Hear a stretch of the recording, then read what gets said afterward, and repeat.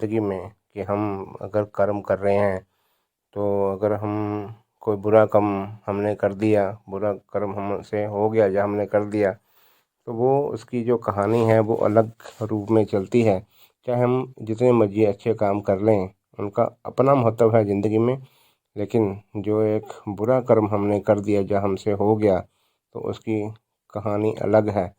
तो हम ये ना सोचें कि हमने ये एक गलत काम कर दिया और हम 100 काम अच्छे कर दें तो हमारा वो जो बुरा कर्म है वो मिट जाएगा। नहीं, हमें तो उसका भुगतान करना ही पड़ेगा। हमने इतिहास में भी सैकड़ों उदाहरण दिए हैं, देखे हैं, जिनमें ये देखा है कि समय आने के ऊपर जो हमने जो बीज बोया होता है बुरे कर्म का, उसका फल हमें काटना पड़ा है और पड़ता भी है। ये हमने इस काल में भी, चाहे वो अभी ये चल रहा है कल युग, इसमें भी हमें ये ऐसा देखने को मिलता है। तो कहने का भाव कि जब हमारे मन में अगर गलत सोच भी पैदा होगी, तो इसका मतलब है कि हमें परिणाम भुगतने को तैयार हो जाना है।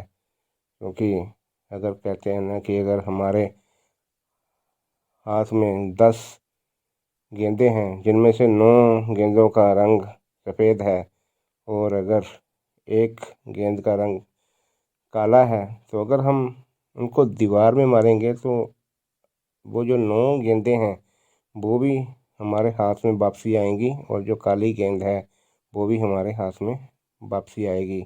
इसी तरह जो अच्छे कर्मों का फल है वो भी हमें भुगतना पड़ेगा, लेकिन जो हमने बुरा कर्म किया हुआ है वो भी तो हमारे पास वापस आएगा।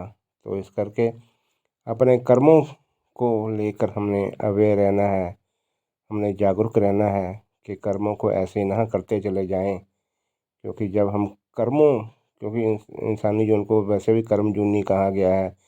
क्योंकि जब हम कर्मों की भागदौड़ में, जिसको कह लो कि जब हम ज़्यादा कर्म कर रहे होते हैं, तो उस समय हम ये कोई गलत कर्म हमसे हो जाता है, तो हम उस समय तो हमें वो हमारे दिमाग में नहीं आता। लेकिन जब हम भविष्य में, हम जब कभी एकांत में या कभी हम शांत बैठे होंगे, तो कभी ना कभी वो हमें हमारे मन को झिंझोड़ेगा कि वो गलत काम था।